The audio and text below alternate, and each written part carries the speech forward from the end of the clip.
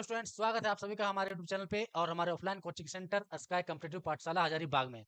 जैसा कि आप सभी को पता है कि आप सभी लोग जितने भी स्टूडेंट्स कंपटीशन तैयारी में आना चाहते हैं, उन सभी को वैकेंसीज के बारे में जानना बहुत जरूरी है, सिलेबस के बारे में जानना बहुत जरूरी है और ये भी जानना बहुत जरूरी है कि 12th लेवल पे 10th लेवल पे हम कौन सा फॉर्म भर सकते हैं, क्योंकि अभी आप लोग 12th पास है तो आपको वही जानकारी जानना चाहिए। तो हमने आपको पिछली वीडियोस में वैकेंसीज के बारे में बता दिया और हमने ये भी बता दिया कि 12th लेवल पे आप कौन सा फॉर्म भर सकते हैं, 10th लेवल पे आप कौन सा फॉर्म भर सकते हैं। हालांकि पिछली वीडियोस में भी मैंने आपको सिलेबस के बारे में थोड़ा सा बता दिया था, लेकिन आज मैं आपको डिटेल सिलेबस के बारे में बताऊंगा, क्योंकि बहुत से स्टूडेंट्स हैं जो कुछ एसएससी की तैयारी करना चाहते हैं, कुछ रेलवे की तैयारी करना चाहते हैं, कुछ डिफेंस की तैयारी करना चाहते हैं।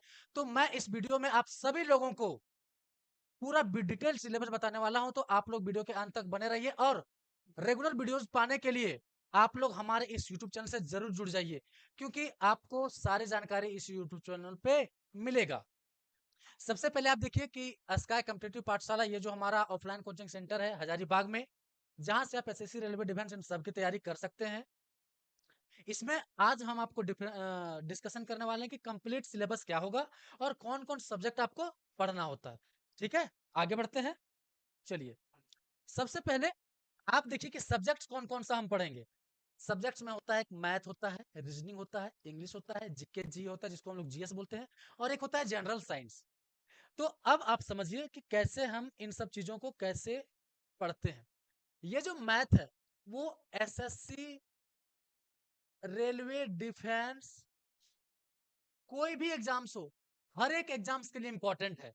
सेम चीज रीजनिंग में, चाहे वो एसएससी हो, रेलवे हो, डिफेंस हो, सभी के लिए यूजफुल है। बहुत से स्टूडेंट्स के मन में चलता है कि सर एसएससी का लेवल, एसएससी का मैथ अलग होता है क्या, रेलवे का मैथ अलग होता है क्या, एसएससी का रीजनिंग अलग होता है क्या, रेलवे का रीजनिंग अलग होता है क्या। मैं वो भी डिस्कस कर दूंगा, पहले आप इस बात को समझिए।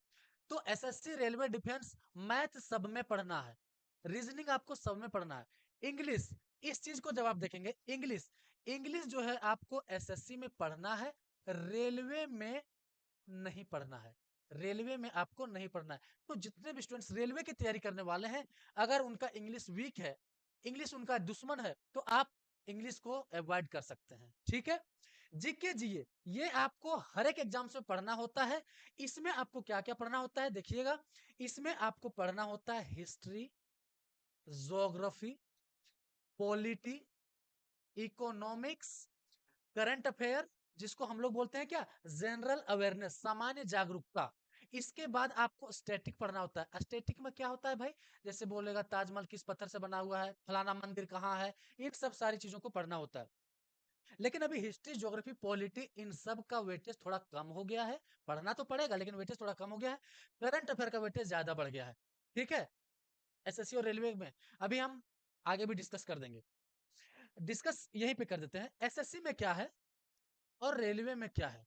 रेलवे जो है आपको जनरल साइंस को ज्यादा मान्यता देता है, और ये जो जीके जीए है इसको थोड़ा सा कम कर दिया है कि एनटीपीसी को छोड़ के। ठीक है, और ये जो हमारा जनरल साइंस है, सुनिएगा, जनरल साइंस ये एसएससी और रेलवे दोनों में आता है, लेकिन रेलवे में बहुत ज्यादा आता है। जो आप 11 12th में पढ़ते हैं उतना डिटेल में नहीं पढ़ना है, डेरिवेशन वगैरह नहीं करना है, लेकिन वही सब चीज को यहाँ पे पढ़ना होता है। फिजिक्स, केमिस्ट्री, बायो, और अंडर 10 लेवल का होता है, लेकिन 11 12th को भी उसी में ना पढ़ना होता है। तो ये जो जनरल साइंस होता है वो आपके एसएससी में जीए के साथ मिला के पूछता है। जैसे मान लीजिए कि आपका 25 सवाल आ रहा है जनरल अवेयरनेस से, जीके जीए से, तो उसमें से 5 6 सवाल साइंस का घुसा देगा, उसके बाद 20 में जीए रहेगा और उस जीए में इतना सारा सेक्शन रहेगा। ठीक है, लेकिन रेलवे जो है, रेलवे साइंस को अलग से पूछता है। किसी एग्जाम में 20 पूछता है, किसी एग्जाम में 25 पूछता है, किसी एग्जाम में 30 पूछता है, और टेक्नीशियन जैसे एग्जाम में 40 पूछता है। ठीक है, इस तरह की बातें हैं। और बात रहा ये इंग्लिश का, तो इंग्लिश रेलवे वाले को नहीं पढ़ना है। अब बहुत से स्टूडेंट्स का प्रॉब्लम है कि सर मैथ एसएससी का अलग होता है क्या, रेलवे का अलग होता है क्या। नहीं, आइए मैं थोड़ा सा डिस्कस कर देता हूं आपको। मैथ जो होता है, मैं आपको थोड़ा सा बताता हूं। मैथ जो होता है वो दो तरीके का होता है। क्या क्या होता है सर, एक होता है अर्थमेटिक, एक होता है एडवांस। रेलवे के केस में सुनिएगा आप लोग, रेलवे के केस में, और एक होता है एसएससी। तो जब रेलवे का केस का बात करेंगे तो रेलवे में ये वाला ज्यादा पूछता है और ये थोड़ा सा कम पूछता है। और इसमें इक्वल रहता है, इक्वल इक्वल, बस यही होता है। अब बहुत से स्टूडेंट लगता है कि सर एसएससी का मैथ अलग होता है, नहीं होता है अलग भाई। मैं बार बार आपको बता रहा हूँ कि अलग नहीं होता है, वही चीज पढ़ना होता है। हाँ, रेलवे में थोड़ा लेवल कम आता है, एसएससी में लेवल थोड़ा सा ज्यादा आता है, लेकिन अभी कंपटीशन का ऐसा माहौल बन गया है कि सब लेवल सेम हो गया है। तो अगर आप एसएससी लेवल को टारगेट करके तैयारी करेंगे तो रेलवे को भी आप एकदम पछाड़ देंगे, रेलवे के सवाल को। और रीजनिंग में भी सेम तरीका है। और जीके जीए का कोई लेवल नहीं होता भाई, कौन कहां से आ जाएगा उसका कोई गारंटी नहीं है। तो आपको मैथ, रीजनिंग इन सब पे बहुत ज्यादा कमांड करना पड़ेगा, तभी आप बेहतरीन तैयारी कर पाएंगे।